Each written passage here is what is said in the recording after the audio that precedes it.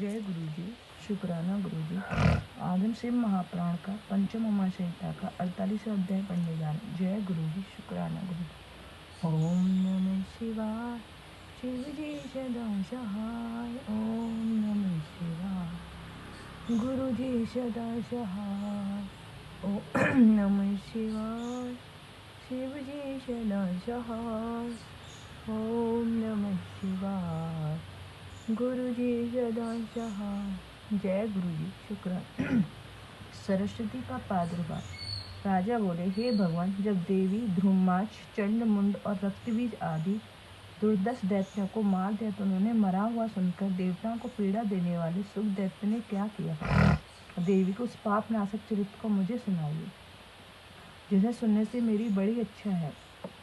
ऋषि बोले, अपने वीरों को मारे जाने का समाचार सुनकर सुम्भ दैत्य बड़ा ही क्रुद्ध हुआ और कालके मौर्य और दोहर्त नामक अपने प्रधान दैत्य को बुला उनके साथ और बहुत से दैत्यों को लेकर देवी से युद्ध करने के लिए भेजा। वे सब वीर दैत्य हाथी और घोड़ों रथों पर चढ़कर अपने अस्त्र और शस्त्रों से सजे हुए कवच पहने युद्धोन्मुख हुए।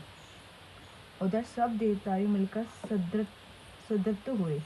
आकाश में अंधकार सा छा गया, जिससे सूर्य दिखलाई न पड़ता था। अत्यंत माने विजय की इच्छा करने वाले करोड़ों वीर पैदल और वाहनों पर चढ़े युद्ध भूमि में पहुंचे। कितनों के आकाश मार्ग में पक्षियों के समान शीघ्रता से दौड़ने लगे। हाथियों की चिगाड़, घोड़ों की हिहनाहट और ऊंटों की गलेहाट से आकाश व्याप्त हो गया। तब शत्रुओं ने इस बल को देखते ही देवी ने धनुष उठाकर उन पर आक्रमण किया। शत्रुओं को दुख देने वाले घंटे को बजाया। देवी का सिंह अपने लंबे केसों को कांपता हुआ गर्जन करने लगा। फिर तो उसी समय निशुंभ भी हिमालय पर्वत पर उस स्थिर वस्त्राभूषण से सज्जित और शस्त्र धारी देवी को देखकर उन्हें विलासिनी स्त्री समझकर उनके निकट जाकर काम प्रवीण पुरुष के समान बड़े ही मीठे शब्दों में कहने लगा, हे सुंदरी, तुम्हारे शरीर का मनोहर लेप और मालती का पत्ता हमको बड़ा दुख दे रहा है। तुम सुगंध लगाए हुए ऐसे मनोहरहारी शरीर से भयानक युद्ध का विस्तार क्यों कर रही हो? जब ऐसा कहता दैत्यराज चुप हो गया तो उसने चंडिका देवी बोली, अरे मूर्ख, तू यह व्यर्थ की बात कहता है। या तो युद्ध कर या नागलोक को चलाए। फिर तो वह महारथी दैत्य बड़ा ही रुष्ट हो गया और युद्ध में अद्भुत बाणों की वर्षा करने लगा। जैसे बादल जलधारा बरसाते हैं वैसे ही उसने बाणों की वर्षा की। वर्षा का समय सा हो गया। पहने बाणों, त्रिशूल, फरसों और बंदी पाल परिध तथा धनुष आदि को से घोर युद्ध होने लगा। काले पर्वतों के समान बड़े बड़े हाथी भ्रमण करने लगे। युद्ध भूमि की स्वच्छ वायु में शुंभ निशुंभ की काली पताका फहराने लगी। देवी काली युद्ध करने वाले दैत्यों को मछली के समान उनके कंधों को काट कर देह से भिन्न करने लगी। क्षण मात्र में उन्होंने सब दैत्यों को, घोड़ों को, भयंकर पंथी को काट कर परास्त कर दिया। इसके अतिरिक्त कालका के सीख से बचे हुए दैत्यों को काट कर चकनी चूर्ण कर दिया, जिसके सबसे मध्य से बहता हुआ रक्त नदियों के रूप में बह चला, जिसमें वीरों के केस जल की नीली कोई समान तथा वस्त्र श्वेत फनों से समान दिखाई पड़ रहे थे। घोड़ों के सवारों और हाथियों के सवारों से तथा रथारियों से पैदलों से युद्ध करने लगे। भयंकर काल उपस्थित हो गया।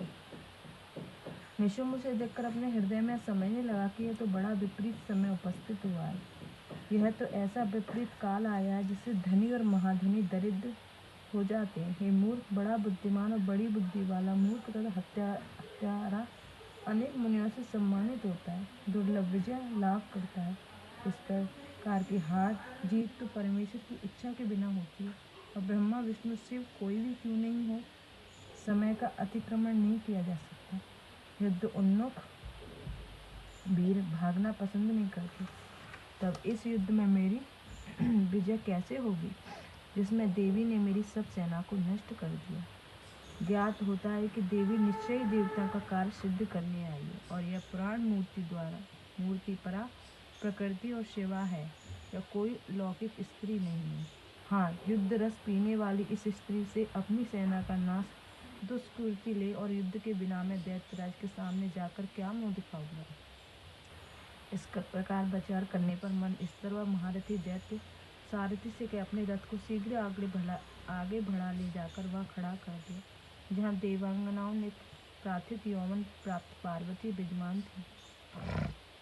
वहाँ जाकर उसने कहा, हे महासनी, इन वेतन भोगी वीरों को मारने से तुम्हें क्या लाभ होगा? यदि तुम मेरी युद्ध करने की इच्छा है तो कवचों को उतारो, हम दोनों से युद्ध करें। तब कौशिकी ने काली से कहा, भला इन दोनों को दुराग्रह तो देखो। काली बुरे मार्ग में प्रवृत्त करता है, विपत्ति के आने पर बुद्धि की वहीं विपरीत कर देता है। इतने में निशुम्भ ने चंडिका पर काली का अपने हजारों बाण बरसा दिए। पार्वती ने अपने बाणों से मारकर उसे हजारों टुकड़े कर दिए। इस पश्चात उस दैत्य ने अपनी उज्जवल तलवार से ढाल उठाकर कठी रव में सिर पर मारा तो इसके उत्तर में अंबिका उसकी तलवार को काट दिया।